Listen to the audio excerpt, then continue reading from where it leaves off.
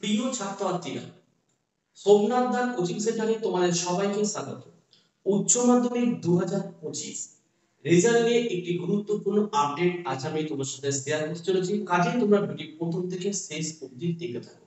এবছর উচ্চ মাধ্যমিক রেজাল্ট 8 মে অথবা 10 মে এই দুটো ডেটের মধ্যে এই ডেটে কিন্তু প্রকাশিত হতে চলেছে। ইতিমধ্যে আমি একটি ভিডিও আপলোড করে দিয়েছি এবং 30 এপ্রিলের মধ্যে আশা করা যায় অফিসিয়ালি নোটিফিকেশন কিন্তু চলে আসবে। কিন্তু এবছরের রেজাল্ট দুদিনে প্রকাশিত হবে।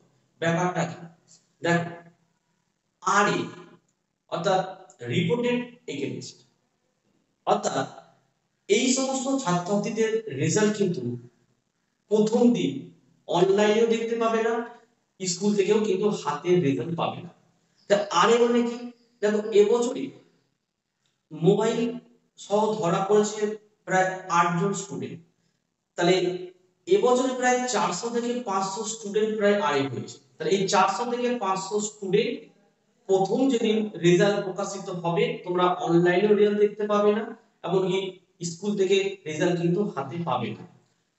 ঠিক আছে, কেন পাবে না? কারণ প্রতি বছরই এরকম আরে হয়। আর আরে যে শুধু মোবাইল নিয়ে ধরা পড়েছে তার জন্য হয় না, অনেকগুলো কারণ থাকে। যেমন ধরো, অনেকে লুজ স্টিক নিয়েছে, সেখানে সিগনেচার হয়তো সবকটা সেম হয়নি, বা অনেকে খাতার মধ্যে কোনো বাজে কমেন্ট করেছে, বা কেউ খাতাতে হয়তো টাকা দিয়ে স্টেবল করে দিয়েছে, স্যার আমাকে পাস করে দিন। তো এই ধরনের যে খাতাগুলো থাকে তাদেরকে কিন্তু আরএ করে দেওয়া হয় এবং প্রতি বছর এর জন্য কয়েক দফায় কিন্তু মিটিং হয়। তারপরে সিদ্ধান্ত নেওয়া হয় যে এদেরকে পাস করানো হবে কি হবে না, যেটা প্রতি বছর একই দিনে হয় এবং একই দিনে তারা রেজাল্ট দেখতে পায়। যারা আরএ হয় তারা কিন্তু জেনে যায়। কিন্তু এবছরে কিন্তু সেটা হচ্ছে না, কারণ তোমরা জানো প্রায় 26,000 যে শিক্ষক শিক্ষিকার যে কাজ বন্ধ হয়ে গেছে, পড়ানো বন্ধ হয়ে গেছে, এর জন্য কিছুটা সময় গেছে। আর তার জন্য এবছরের মিটিং গুলো কয়েক দফা কিন্তু হয়নি, যার ফলে যাদের ফ্রেশ রেজাল্ট তারাই প্রথম দিন অনলাইনে কিন্তু রেজাল্ট দেখতে পাচ্ছ, আর যাদের আরে হয়েছে তারা কিন্তু রেজাল্ট দেখতে পাচ্ছ না।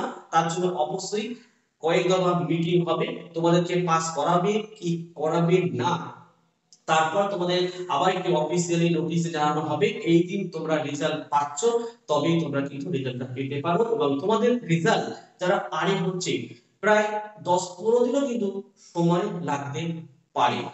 ঠিক আছে, এবারে আমার যে মতামত, আমার মনে হয় তোমাদের এই রেজাল্টটা যদি এক সপ্তাহ পিছিয়ে দিয়ে যদি সবাইকে একসাথে এই রেজাল্টটা যদি বার করতো তাহলে মনে হয় খুব ভালো হতো। কারণ যে সমস্ত ছাত্রছাত্রীরা আরে হয়েছে বা তোমার যে বন্ধু বান্ধবরা ফেল করছে বা যাদের আরে করা হয় তারা কিন্তু খুব টেনশনে থাকবে এই 10 থেকে 15 দিন, যেটা কিন্তু অনেকটাই কিন্তু খারাপ।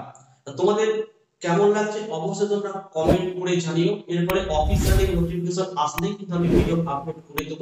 আর ভিডিও ভালো লাগলে একটি লাইক করো এবং চ্যানেলে নতুন হলে চ্যানেলটিকে সাবস্ক্রাইব করো, পাশে থাকা বেল আইকন প্রেস করে অল নোটিফিকেশনটাকে অন করো, যাতে আমি যখনই কোনো ভিডিও আপলোড করব সবার প্রথমে তোমাদের কাছে পৌঁছে যায়। তো আজকের ভিডিও আমি এখানে শেষ করছি। তোমরা প্রত্যেকে ভালো থেকো এবং সুস্থ থেকো।